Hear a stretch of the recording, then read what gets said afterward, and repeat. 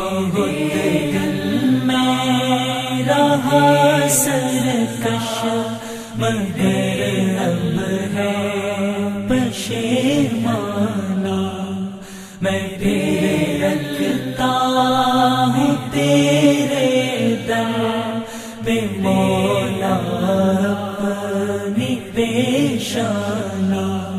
بہت دل میں رہا سرکش مگر اب ہے پشیمانہ، میں تیرے رکھتا ہوں تیرے در پہ مولا اپنی پیشانہ۔ نحمدہ ونصلی علی رسولہ الکریم، اما بعد فاعوذ باللہ من الشیطان الرجیم، بسم اللہ الرحمن الرحیم۔ قال اللہ تعالیٰ فی کلامہ المجید والفرقان الحمید، الا ان اولیاء اللہ لا خوف علیہم ولا هم یحزنون، صدق اللہ العلی العظیم۔ ناظرین کرام، سلسلہ تصوف میں اہل تصوف کی وہ شخصیات کے جنہوں نے اسلامی تاریخ پر اثر انگیزی ایسی چھوڑی کہ تاریخ آج تک انہیں یاد کر کے حیرت سے سر دھنتی ہے، اس تذکرے کے سلسلے کا تیسرا پروگرام آج ہم کرنے لگے ہیں، جس کے اندر اولیاء اللہ کی جو جماعت ہے، اہل تصوف والوں کی، متصوفین کی، وہ گروہ کے جن کے حالات آج بھی ہمارے لیے رہبر و رہنمائی کا کام کرتے ہیں، جن کے خطوط، جن کے مقالات اور جن کے ملفوظات آج بھی زندگی کو جلا بخشتے ہیں۔ جب کبھی ان سے لو لگانے کی کوشش کی جائے تو وہ پورے کا پورا نور سینے میں بھر دیتے ہیں۔ وہ گروہ، جس گروہ کو بحیثیت انسان اگر دیکھا جائے تو نہ تو وہ گروہ انبیاء میں سے ہیں، نہ گروہ اصحاب میں سے ہیں، بلکہ انبیاء کی تعلیمات اور اصحاب کے وفور محبت سے منتسبین ہونے والا یہ گروہ آج بھی اپنی پوری کی پوری جاویدانی کے ساتھ ان اوراق کے اندر زندہ ہے۔ جب کبھی جس کسی نے اس کو کھولا، اپنے اپنے انداز سے اس نے فیض پایا اور حالات تبدیل ہوتے ہوئے دیکھے گئے۔ اسی گروہ میں سے آج جس برگزیدہ شخصیت کا تذکرہ کرنے لگے ہیں، وہ شخصیت ابو علی فضیل ابن عیاض رحمۃ اللہ تعالی علیہ، سلسلہ چشتیہ کے مشہور بزرگوں میں سے ہیں، اور بڑی ہی رفعت والی، عزت و عظمت والی اور بڑی ہی فضیلت والی شخصیت ہے کہ شاید الفاظ کا دامن بھی بہت تنگ ہو جائے کہ ان کے فضائل کو گننے اگر شروع ہو جائیں۔ اللہ تعالیٰ نے بڑے عجب حالات سے ان کو نکالا، اپنی رحمت ان کی طرف متوجہ کی، یوں کہیں کہ چنیدہ بندوں میں سے تھے، لیکن زندگی کے ایک ایسے موڑ پر آ کر اللہ تعالیٰ کی رحمت کی طرف متوجہ ہوئے اور ایسی توجہات حاصل ہوئی پھر کہ آج تک ان کی زندگی کو پڑھ کر لوگ توجہات حاصل کرتے ہیں، اور اپنے دور کے اندر وہ بہت سوں کے لیے مشعل راہ بنے رہے۔ ابتدا میں ذکر کرتے چلیں کہ ولادت کے حوالے سے بہت سے مورخین کی کتب کو کھنگالنے کے باوجود ولادت کے بارے میں کوئی مستند قول نہیں مل سکا۔ البتہ وفات کے بارے میں مورخین کا اتفاق ہے کہ 187 ہجری کے اندر آپ کا وصال ہوا، آپ کی وفات ہوئی، اور قبر مبارک جو ہے وہ ام المومنین حضرت ختیجہ رضی اللہ تعالی عنہا کے دامن میں، یعنی آپ کے قریب ہی آپ کی قبر ہے مکہ معظمہ کے اندر۔ آپ کا وطن، جائے پیدائش اور مولد، اس میں بھی بہت سارا اختلاف پایا جاتا ہے۔ 3 یا 4 قول نقل کیے ہیں مورخین نے۔ پہلا قول یہ ہے کہ کوفہ ہی آپ کا مولد ہے، کوفہ ہی آپ کا وطن ہے، وہیں پر آپ نے زندگی کے ایام گزارے۔ دوسرا قول یہ ہے کہ کوفہ تو نہیں، سمرقند کے اندر آپ کی ولادت ہوئی، آپ کے باقی ایام بھی زندگی کے وہیں گزرے، بچپن، لڑکپن، جوانی وہیں پر گزری۔ تیسرا قول خراسان کے بارے میں ہے، لیکن درست قول اور تطبیق اور ترجیح جو دی گئی ہے وہ یہ کہ سمرقند آپ کا جائے پیدائش ہے، آپ کی ولادت سمرقند کے اندر ہوئی۔ البتہ یہ ہے کہ ابتدائی جو مناسبت کی تعلیم تھی یا ابتدائی ضابطے کی جو تعلیم تھی وہ آپ نے خراسان اور کوفہ کے اندر مختلف جگہوں سے ابتدائی تعلیم حاصل کی۔ بعد کے جو حالات ہیں وہ ہم ذکر کریں گے کہ وہ تبدیلی کے بعد کیا ہوا، کیا نہیں ہوا۔ سب سے پہلے یہ ہے کہ اللہ تعالیٰ نے جو یہ مقام عطا فرمایا اس مقام کی طرف آپ کی توجہ کیسے ہوئی؟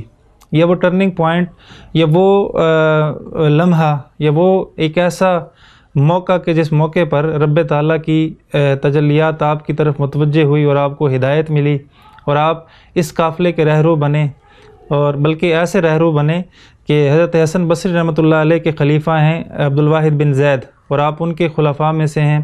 وہ حضرت حسن بصری رحمۃ اللہ علیہ کے اجل خلفاء میں سے ایک ہیں اور آپ ان کے خلفاء میں سے ایک ہیں، اور حضرت حسن بصری رحمۃ اللہ علیہ کو نکال دیا جائے تو اتفاق ہے متصوفین کا، مورخین کا، کہ تصوف کے چاروں سلسلوں میں سے دو تو بڑے سلسلے قادریہ اور چشتیہ، اور دیگر جتنے سلسلے ہیں وہ ہم حسن بصری رحمۃ اللہ علیہ کے جو تذکرہ ہوگا اس میں تفصیلاً نقل کریں گے، وہ سارے سلسلے معدوم ہو جاتے ہیں اگر حسن بصری رحمۃ اللہ علیہ کو نکال دیا جائے، اور حسن بصری رحمۃ اللہ علیہ اور فضیل ابن عیاض کے درمیان ایک واسطہ ہے۔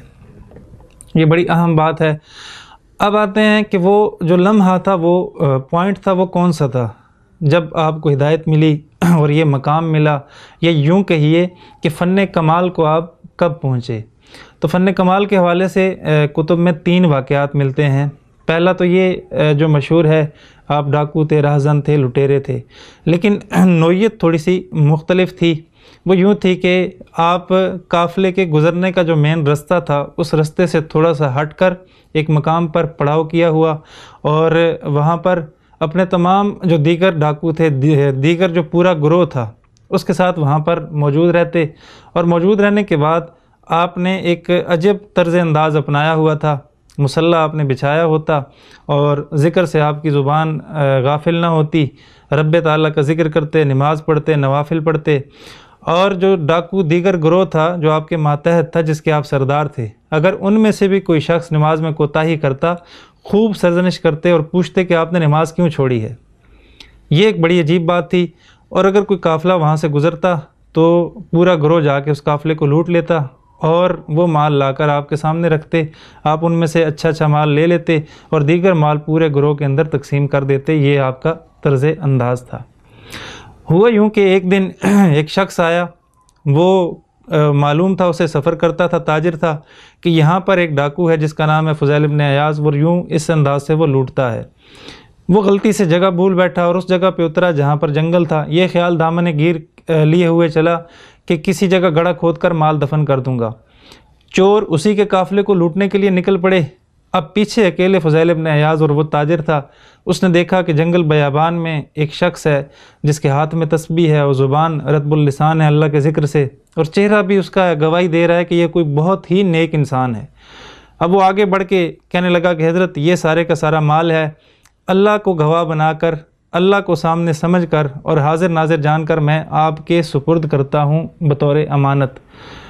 مجھے یہاں پہ یہ خطرہ لاحق ہے، جب وہ قافلہ بحفاظت نکل جائے گا، میں آ کے آپ سے اپنا یہ مال وصول کر لوں گا۔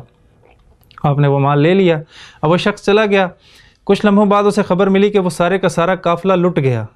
وہ بخیر و عافیت خوشی سے واپس لوٹا اور آ کر یہ عرض کرنے کی کوشش کرنے لگا کہ مجھے میرا مال دے دیا جائے، لیکن جیسے ہی وہ جنگل کے اس مقام پہ پہنچا، کیا دیکھتا ہے کہ سارے کے سارے ڈاکو جو مال لوٹ کر لائے ہیں، وہ سارا مال جمع کر کے اسی نیک شخص کے سامنے رکھتے ہیں اور وہ تقسیم کر رہا ہوتا ہے۔ وہ بڑے ورطہ حیرت میں پڑ گیا اور قریب آ کے کہنے لگا، عجیب معاملہ ہے، میں نے تمہیں اللہ کو حاضر ناظر جان کر امانتاً یہ مال دیا تھا، اور تم بھی تمام ڈاکوؤں کے سردار ہو، لٹیرے ہو۔ حضرت فضیل ابن عیاض نے کہا کہ اس شخص کا مال اکٹھا کر کے اس کو واپس کر دو۔ سارے ڈاکو بھی حیران کہ ہمارے سردار نے یہ فیصلہ کیا کر دیا۔ وہ خود شخص بھی حیران کہ باقی مال تو لوٹ لیا، میرا مال کیوں واپس کر رہے ہیں؟ پوچھنے لگا کہ میرا مال ہی کیوں واپس کیا جا رہا ہے؟ تو حضرت فضیل ابن عیاض نے فرمایا کہ تم نے مجھے اللہ کو حاضر ناظر جان کے کہا تھا اور اللہ پر اعتماد کر کے مجھے یہ مال سونپا تھا، اور میں یہ چاہتا ہوں کہ اللہ پر جو تمہارا اعتماد ہے وہ کبھی نہ ٹوٹے، یہ مال لے لو واپس۔ وہ شخص مال لے کر چلا، اور کچھ لمحے بعد دل میں یہ خیال کوندا کہ اگر اللہ کا مجھ پر اتنا اعتماد ہے اور میں نے اللہ کے اعتماد کو نہیں توڑا، تو پھر زندگی کن افعال میں گزر رہی ہے۔ ایک قول یہ ہے کہ یہی وہ لمحہ تھا جس لمحے کے اندر اللہ تعالیٰ نے آپ کی طرف اللہ کی رحمت متوجہ ہوئی اور آپ نے سب کچھ چھوڑ دیا، جنگل بیابانوں کو چھوڑ دیا اور اللہ کے ذکر کو محور و مرکز بنایا، رب کی محبت آپ کے قلوب میں آ گئی اور اللہ سے ایسا تعلق جڑا کہ جو بعد میں ہم آج تک یاد کرتے چلے آ رہے ہیں۔ دوسرا قول یہ ہے کہ اسی زمانے کے اندر جب عین شباب تھا، عین عروج کی جوانی تھی، آپ کو ایک لڑکی سے عشق ہو گیا جو آپ کی محبوبہ تھی، اس عشق میں اتنے منہمک ہوئے، اتنے اس عشق کو بام عروج پہ لے گئے کہ ملاقاتیں کرتے، وہ کہیں دور کی تھی، آپ اس سے ملنے جاتے پھر آتے۔ ایک دن ایسا ہوا آپ ملاقات کے لیے گئے لیکن کوئی ملاقات کی سبیل نہ بن سکی، تو بہت پریشانی ہوئی، حیرت ہوئی، دن پورا گزر گیا اور جوانی کا وہ لمحہ، شباب کا عروج، دن، پھر عصر کا وقت، پھر مغرب کا وقت، لیکن کوئی سبیل نہ بن پائی۔ جب رات کا اندھیرا ڈھلنے لگا تب آپ نے اس کی گلی میں جا کر ارادہ کیا کہ دیوار پھاند کر اندر پھلانگ کر جاؤں اور اس لڑکی سے ملاقات کروں۔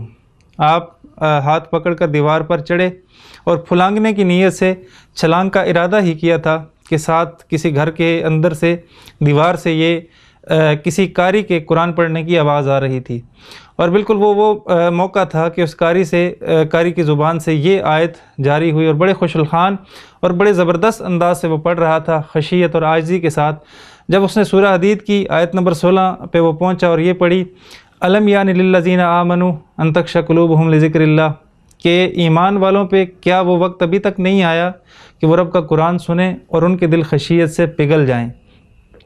ایمان والوں پر کیا ابھی تک وہ وقت نہیں آیا کہ وہ قرآن کی آیات کو سنیں، قرآن کو سنیں اور اس کی خشیت اور اس کے اعجازی پن سے اور اللہ کیا کہہ رہا ہے اس سے ان کے دل پگھل جائیں۔ بس اس آیت کا سننا تھا کہ وہ عشق مجازی اس کو طلاق دے کر اس کو اسی طرح چھوڑ کر میدانوں میں نکل پڑے اور اللہ تعالیٰ کی محبت سے اپنے دل کو آباد کر دیا۔ دوسرا قول یہ ہے کہ یہ وجہ بنی آپ کے رب تعالیٰ کی طرف متوجہ ہونے کی۔ ایک تیسرا واقعہ یہ ملتا ہے کہ آپ کام تو یہی کرتے تھے راہزنی کا، لیکن ہوا یوں کچھ کہ ایک دن آپ نے بہت سارا مال لوٹا اور مال لوٹنے کے بعد جب واپس گھر پہنچے تو گھر کی گلی کے اندر داخل ہو رہے تھے کہ کسی قافلے پر پہلی آواز جو آئی، قافلہ کوئی گزر رہا تھا جس پر پہلا گزرنے والا یہ آیت پڑھ رہا تھا، الم یعن للذین آمنوا ان تخشع قلوبہم لذکر اللہ، کہ کیا وہ وقت نہیں آیا کہ ایمان والے اللہ کی آیات کو سن کر ان کے دل پگھل جائیں۔ تو بس اس وقت آپ نے یہ کہا کہ ہاں جی وہ وقت آ چکا ہے کہ ایمان والوں کو اللہ تعالیٰ سے لو لگانی چاہیے، سب کچھ چھوڑ چھاڑ کر اللہ کی طرف رجوع کرے۔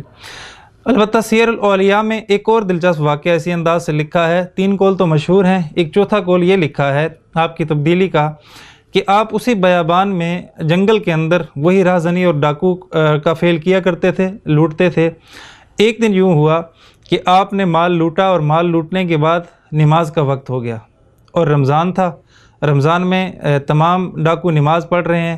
نماز پڑھنے کے بعد ڈاکوؤں نے افطار کرنا شروع کر دیا، روزہ افطاری کا وقت تھا نہیں، افطار کرنا شروع کر دیا۔ تو وہ قافلہ جو لٹ چکا تھا اس میں سے ایک لٹا پٹا غریب آدمی دوڑتا ہوا آیا، ڈھونڈتے ڈھونڈتے جب اس جنگل میں پہنچا تو دیکھتا ہے کہ سارے ڈاکو سارا سامان لیے، کوئی نماز پڑھ رہا ہے، کوئی نوافل پڑھ رہا ہے اور کچھ ڈاکو بیٹھے ہوئے افطار کر رہے ہیں، کھانا کھا رہے ہیں۔ پوچھا تم یہ کیا کر رہے ہو؟ کہا کہ یہ نماز پڑھ رہے ہیں، ہم افطاری کر رہے ہیں۔ کہا تمہارا روزہ نہیں ہے، رمضان کا مہینہ ہے؟ کہا نہیں ہم نے روزہ نہیں رکھا۔ کہا میں تمہارے سردار سے ملنا چاہتا ہوں۔ کہا ہمارا سردار دریا کے کنارے نماز پڑھ رہا ہے۔ وہ شخص جب آیا اس نے دیکھا کہ فضیل ابن عیاض بڑے ہی منہمک انداز سے، عاجزی سے، تذلل سے رب کے حضور کھڑے ہیں، نماز پڑھ رہے ہیں۔ اب جب نماز سے فارغ ہوئے تو کہا، بندہ ہنستے ہوئے کہنے لگا نمازیں بھی پڑھتے ہو اور ہمیں بھی لوٹتے ہو، عجب تمہارا دین ہے اور عجب تمہارے افعال ہیں۔ حضرت فضیل ابن عیاض کہنے لگے کہ ہمارے افعال کو چھوڑو، اپنے آنے کا مقصد بیان کرو۔ کہا کہ جی میرا مال لوٹ لیا ہے اور میں اس کی داد رسی کے لیے آیا ہوں۔ آگے آ کے دیکھا تو آپ کے کارندے جو ہیں، آپ کا دیگر جو گروہ ہے وہ افطاری کر رہا ہے، لیکن حیرت یہ ہوئی آپ کا نماز کا انداز بھی الگ ہے اور آپ ان کے ساتھ افطاری بھی نہیں کر رہے۔ تو حضرت فضیل ابن عیاض فرمانے لگے میں روزے سے ہوں۔ تو وہ شخص پھر مسکرایا اور ہنس کے کہنے لگا مال بھی لوٹتے ہو، نمازیں بھی پڑھتے ہو اور روزے بھی رکھتے ہو، عجب حیرت ہے۔ تو فضیل ابن عیاض فرمانے لگے کہ وہ میرے افعال ہیں، ان کا میں ذمہ دار ہوں، لیکن میں اپنے اور اللہ کے درمیان صلح کے لیے ایک عمل بچانا چاہتا ہوں، اور وہ یہ عمل ہے کہ نہ جانے کب وہ رب میری طرف متوجہ ہو اور میرا دل اس کی طرف متوجہ ہو، ہماری صلح ہو جائے، تو صلح کے لیے کوئی درمیانہ رستہ بھی ہونا چاہیے۔ نہ میں روزہ افطار کرتا ہوں، نہ نماز چھوڑتا ہوں، یہ وہ درمیانہ عمل ہے کہ شاید ایک دن یہ میرے اور اللہ کے درمیان قربت کا سبب بن جائے گا۔ تو لکھنے والوں نے لکھا کہ یہ ادا اللہ کو بہت پسند آئی کہ وہ سبب محبت کو باقی رکھنا چاہتے تھے، تو اللہ تعالیٰ نے رحمت کو متوجہ کیا اور پھر فضیل ابن عیاض کی زندگی بدل ہی گئی۔ یہ تو ابتدائی حالات ہیں۔ اس کے بعد آپ کے بارے میں ملتا ہے کہ آپ مکہ معظمہ چلے گئے اور وہاں جا کر کچھ عرصہ گزارا، پھر وہاں سے واپسی ہوئی، کوفہ میں امام اعظم رحمۃ اللہ تعالیٰ علیہ سے زانو تلمذ طے کیا، علم فقہ کی تعلیم حاصل کی۔ امام ابو حنیفہ رحمۃ اللہ علیہ کے شاگردوں میں آپ کا شمار کیا جاتا ہے، اگرچہ آپ متصوفین ہیں، فقہاء کے ہاں آپ کا تذکرہ بہت کم ملتا ہے۔ اس کی بنیادی وجہ بھی یہی ہے کہ آپ نے فن فقہ کو اپنا میدان پھر نہیں بنایا۔ جب آپ کو اہل اللہ کی لو لگ گئی، آپ کا اس طرف رجحان ہوا، پھر آپ اس میدان میں نہیں آئے۔ آپ کے استاد امام ابو حنیفہ رحمۃ اللہ علیہ ہیں۔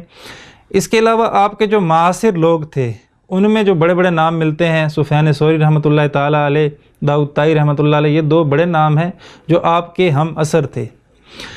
اب وہ خاصہ یا وہ فعل یا وہ افعال کہ جو خاص آپ کے اندر تھے، جو اللہ کو بہت پسند آئے، انالائز کیا جائے، تجزیہ کیا جائے، تو وہ ہمیں دو چیزیں اہم نظر آتی ہیں۔ ایک چیز تو یہ کہ آپ کے اندر جذبہ قربانی بڑے پیک پہ تھا، عروج پہ تھا۔ نمبر دو، اللہ سے جو قرب تھی، محبت تھی، اس محبت کے درمیان کسی چیز کو حائل نہیں سمجھتے تھے۔ اگر کوئی حال ہونے کی کوئی کوشش کرتا، کوئی صدمہ، کوئی مصیبت، کوئی ایسا فعل جو آپ کے اور اللہ کے درمیان حائل ہونے کی کوشش کرتا، تو آپ اس کو چھوڑ دیتے، چاہے وہ مباحات میں سے ہے، چاہے وہ استحبابی امر ہے، یا کوئی ایسا معاملہ ہے جس کے کرنے کی بھی اجازت ہو۔ میں ان دونوں پہ مثالیں دوں گا۔ اپنے بیٹے کو آپ نے گود میں اٹھایا، معصوم بچہ، ابھی اتنی عمر نہیں، بچپنا اس کا، بڑی محبت سے اس کو دیکھ رہے ہیں۔ اولاد سے محبت کرنا بھی آپ علیہ السلام سے ثابت ہے، واضح حدیث پہ موجود ہیں۔ بڑی شفقت اور محبت سے، فطرت جو پدری ہوتی ہے، والد کی محبت، اس سے اس کو دیکھ رہے ہیں۔ تو بچہ چونکہ فضیل ابن عیاض کا بیٹا تھا، وہ پوچھتا ہے اپنے باپ سے، ابا جان آپ کو لگتا ہے مجھ سے بڑی محبت، مجھ پہ بڑا پیار آ رہا ہے، بڑی محبت آ رہی ہے، آپ کی نگاہوں سے شفقت اور محبت چھلک رہی ہے؟ تو فضیل ابن عیاض فرماتے ہیں ہاں بیٹا، محبت۔ تو بیٹے نے جھٹ کہا، ابا جان آپ تو کہا کرتے ہیں کہ مجھے اللہ سے محبت ہے، کیا ایک دل میں دو محبتیں جمع ہو سکتی ہیں؟ بس یہ سننا تھا۔ بیٹے کو اٹھا کے نیچے بٹھایا اور کہا کہ بیٹے، ایک دل میں دو محبتیں جمع نہیں ہو سکتی، تم نے سچ کہا۔ زندگی کے 30 سال گزرے، باقی عمر کے اندر کبھی بیٹے کی طرف پھر ہنس کر نہیں دیکھا، بلکہ ایک روایت تو یہ ہے کہ کچھ عرصے بعد آپ کا بیٹا فوت ہی ہو گیا، اور فوت ہونے پر آپ کو جب خبر ملی تو آپ مسکرائے۔ تو خبر دینے والے نے کہا یہ تو صدمے کی خبر ہے، آپ کیوں ہنسے؟ کہا کہ اللہ جن باتوں پہ راضی ہوتا ہے وہ چیزیں بندوں سے چھین لیتا ہے، لے لیتا ہے، تو مجھ سے اللہ راضی تھا، اور جب اللہ راضی ہے تو یہ سب سے بڑی میرے لیے خوشی کی بات ہے، تو میں اللہ کی رضا پہ خوش کیوں نہ ہوں۔ یہ تو ہے اللہ کی محبت کے درمیان کوئی چیز حائل ہو تو آپ اس کو نکال دیتے۔ نمبر دو، جو قرب اللہ سے تھا، اس کے لیے جو قربانی اللہ تعالیٰ نے آپ سے طلب کی، خط المقدور، اس قربانی کو دینے سے گریز نہیں کیا، یہاں تک کہ بڑے عہدوں کی پیشکش ہوئی، درہم و دنانیر آپ کے ہاں پھینکے گئے، بلکہ دولت گھر کی باندھی بن کر چل کر آئی۔ اگر اس واقعے کی طرف آپ کی نظر ہو ناظرین کرام کہ فضل برمکی سے ہارون رشید نے کہا کہ مکہ معظمہ کے سفر میں مجھے کسی اہل اللہ کے پاس لے کر چلو کہ میرا دل بڑا سخت ہو چکا ہے۔ یہاں میں ناظرین کی توجہ ایک بڑے اہم نقطے کی طرف دلانا چاہوں گا کہ ہارون رشید والی تھا، حکمران تھا، اور ایک ایسی سلطنت کا کہ بادل کو مخاطب کر کے بھی کہا کرتا تھا جہاں کہیں برسو خراج تمہارا میرے پاس ہی آئے گا۔ اتنی پھیلی ہوئی سلطنت والا شخص، اس کا دل سخت ہوا، تو اس نے بھی دل کی نرمی کے لیے جس گروہ کے سرخیلوں میں سے کسی کو چنا، وہ بھی اہل متصوفین میں سے اہل اللہ کے ہی گروہ کو چنا۔ اس کی وجہ یہ تھی، وہ لوگ جو کہا کرتے ہیں کہ یہ عجم سے آیا ہوا فلسفہ روحانیت ہے اور بدعت ہے، میں ان سے عرض کرتا ہوں ہارون الرشید کے دور میں تو فلسفہ پنپنا شروع ہو چکا تھا۔ کیا اسے معلوم نہیں تھا کہ دل کا سکون کہاں پر ہے، اور دل سخت ہو جائے تو اس کا علاج کیا ہے؟ تو یہ ماننا پڑے گا کہ روحانی بیماریوں کا وجود بھی موجود تھا اور روحانی بیماریوں کے علاج کرنے والے وہ طبیب وہ ڈاکٹر بھی موجود تھے۔ اور ایک جملہ میں اکثر کہا کرتا ہوں کہ فتنے کے دور کے اندر علماء سے دور رہنا اور وبا کے دور کے اندر ڈاکٹروں سے دور رہنا، دونوں صورتوں میں ہلاکت ہمارا مقدر بنے گی۔ تو اہل اللہ سے دور رہنا یہ تو اس سے بڑی بات ہے۔ یہ فضل برمکی سے جب یہ کہا تو وہ ہارون سے کہنے لگا چلیے جی میں آپ کو اہل اللہ سے ملاتا ہوں، لے کر سب سے پہلے دروازے پہ دستک دی حضرت سفیان ثوری رحمۃ اللہ تعالیٰ علیہ کی، بڑی عظیم شخصیت ہے، انشاءاللہ ہم تذکرہ کریں گے۔ دستک دی تو وہ باہر آئے تو کہا کہ آپ سے جو ہیں حاکم امیر المومنین ملنا چاہتے ہیں۔ تو سفیان ثوری رحمۃ اللہ علیہ کے الفاظ ہیں کہ مجھے بلوا لیتے میں وہاں چل کر آ جاتا، تو کیوں آپ نے ان کو تکلیف دی؟ وہ آئے، ملے، سفیان ثوری رحمۃ اللہ علیہ سے حال و احوال دریافت کیے اور پھر پوچھا کوئی حاجت کوئی ضرورت ہو؟ سفیان ثوری رحمۃ اللہ نے فرمایا فلاں فلاں کا مجھ پہ اتنا قرض ہو چکا ہے، یہ ہے، اس کے علاوہ کوئی اور حاجت نہیں ہے، اللہ تعالیٰ ضرورتیں پوری کر رہا ہے۔ تو ہارون رشید نے غالباً 1000 یا 2000 یا اس سے زائد دینار کا حکم دیا کہ وہ سفیان ثوری رحمۃ اللہ علیہ کے لیے بطور ہدیہ عنایت کر دیے جائیں۔ یہ کہہ کر چل پڑے۔ چلتے چلتے فضل برمکی سے کہتا ہے کہ میں نے تمہیں کہا تھا اہل اللہ کے پاس لے کے جاؤ، میرے دل پہ اسی طرح کا وہ خوف طاری ہے جیسے گرفت میں لیا ہو، دل سخت ہے، کہیں اور لے کے جاؤ۔ تو فضل برمکی جو بطور وزیر کے رعایت کر رہا تھا کہ میں کہیں ایسے کسی شخص کے پاس نہ لے جاؤں کہ جو صرف اللہ سے ہی ڈرتا اور وہ امیر کی شان میں کوئی ایسی بات نہ کہہ دے جو ناپسندیدہ ہو، تو حج کا موقع بھی آنے والا ہے تو ایک انتشار کی فضا نہ ہو، یہ اس کی سوچ تھی۔ اس نے کہا کہ اب تو ایک ہی بندہ بچہ ہے جس کا نام ہے فضیل ابن عیاض، کہتے ہیں تو اس کے پاس لے چلوں؟ کہا کہ لے چلو شاید میرا دل نرم ہو جائے۔ وہاں لے کے پہنچے، دروازے پہ دستک دی، ایک دفعہ دوسری دفعہ دی، اندر سے قرآن پڑھنے کی ندا بلند ہو رہی ہے، تیسری دفعہ دستک دی تو اندر سے آواز آئی کون؟ فضیل ابن عیاض رحمۃ اللہ نے پوچھا کون؟ تو باہر سے فضل برمکی کہنے لگا کہ امیر المومنین آپ سے ملنا چاہتے ہیں، اس طلب کے لیے ہم آپ کے ہاں آئے ہیں، لہٰذا آپ ملیے، اگر آپ چاہتے ہیں تو ملاقات کر لیجئے۔ فضیل ابن عیاض فرمانے لگے کہ میں ملنا نہیں چاہتا، مجھے ضرورت بھی نہیں ہے، حاجت بھی نہیں ہے، اور میں ملوں گا بھی نہیں، نہ میں ملنا چاہتا ہوں نہ مجھے طلب ہے، لہٰذا آپ چلے جائیے۔ تو فضل برمکی فوراً کہنے لگا اللہ قرآن میں کہتا ہے اطیعوا اللہ، اللہ کی اطاعت کرو، واطیعوا الرسول، اللہ کی رسول کی اطاعت کرو، واولی الامر منکم، اور جو تمہارے اوپر حاکم ہو، حکمران ہو، ان کی بھی اطاعت کرنا واجب ہے۔ قرآن کی آیت سے دلیل دی کہ شاید اہل اللہ ہیں، قرآن سن کے فوراً دروازہ کھول دیں گے۔ یہ پیش نظر تھا کہ جس طرح سفیان ثوری رحمۃ اللہ تعالیٰ علیہ نے فوراً دروازہ کھول دیا، کھول دیں گے، لیکن اندر سے جواب آیا کہ میں ابھی اطیع اللہ اور اطیع الرسول سے ہی فارغ نہیں ہوا کہ اولی الامر کی اطاعت کروں، مجھے ان دو ہستیوں نے اتنا مشغول کر رکھا ہے کہ ایک قدم اٹھانے کی فرصت بھی نہیں ملتی۔ اب ہارون کا چہرہ بھی متغیر ہونے لگا، اس نے کہا کہ ملنا بھی ضروری ہے، کہا کہ دروازہ کھولیے ہم اندر چلے جاتے ہیں۔ دروازہ کھولا گیا، جیسے ہی وہ اندر داخل ہوئے فضیل ابن عیاض رحمۃ اللہ تعالیٰ علیہ نے شمع بجھا دی، یا وہ جو دیا جل رہا تھا بجھا دی۔ حسن اتفاق کہ ہارون کا ہاتھ رستہ ٹٹولتے ہوئے فضیل ابن عیاض کے دائیں ہاتھ سے ٹکرایا۔ وہ جو خوف خشیت لے کر وہ سفیان ثوری رحمۃ اللہ علیہ کے ہاں گیا تھا وہ بھی تازہ تھا۔ جیسے ہی فضیل ابن عیاض نے اس کا ہاتھ پکڑا تو ہاتھ نرم تھا، چونکہ وہ والی تھا، حکمران تھا، مشقت تو اس نے اتنی برداشت نہیں کی، ہاتھ نرم تھا۔ اس ہاتھ کو ذرا سا مسل کے کہا کہ ہائے ہارون، کتنا نرم تیرا گوشت ہے، اگر یہ جہنم سے بچ کر جنت میں چلا جائے۔ بس یہ ایک جملہ کہنا تھا کہ ہارون پہ ایسی خشیت طاری ہوئی کہ وہ وہیں دھڑام سے گرا، بے ہوش ہوا۔ پھر اٹھا اور کہا کہ کچھ نصیحت کیجئے۔ کہ کیا نصیحت کروں؟ اتنا ہی کہتا ہوں کہ رسول اللہ کے جو چچا تھے وہ تم اس کی اولاد میں سے ہو، اور ایک بار رسول اللہ سے آپ کے چچا نے کہا کہ مجھے والی یا حکمران بنائیے کہیں پر، اور کوئی ایسی جگہ دیجئے جہاں پر میں والی یا حکمران بن کر کچھ عرصہ بیٹھوں۔ باوجود یہ کہ حضور کے چچا تھے اور ان سے کوئی ایسی توقع بھی نہیں تھی کہ وہ کچھ ایسا معاملہ کریں گے سلطنت کا، آپ علیہ السلام نے جواباً فرمایا چچا جان، میں آپ کو آپ کے نفس اور آپ کے دل پہ حکمران بناتا ہوں، اگر آپ اس پہ حکمرانی کر گئے تو زندگی کامیاب، اور اگر آپ اس پہ حکمرانی نہ کر کے گئے تو پھر اللہ تعالیٰ آپ سے پوچھے گا۔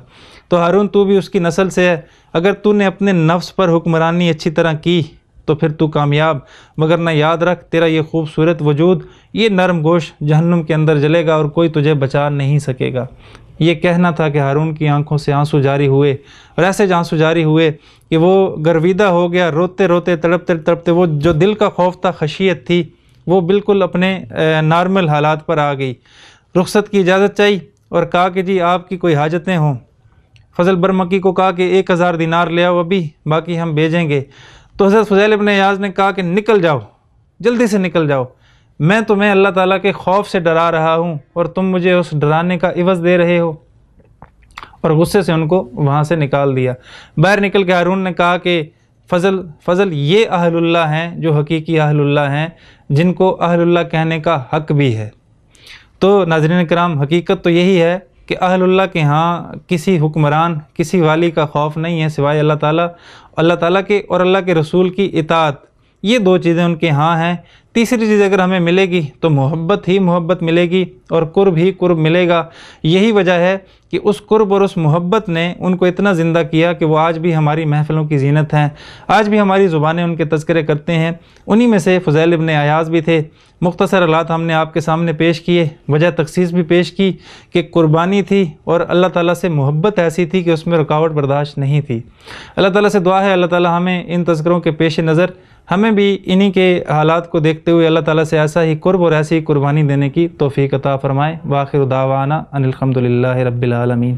بہت دل میں رہا سرکش مگر اب ہے پشیمانہ، میں پھر رکھتا ہوں تیرے در پہ مولا اپنی پیشانہ۔ بہت دل میں رہا سرکش مگر اب ہے پشیمانہ،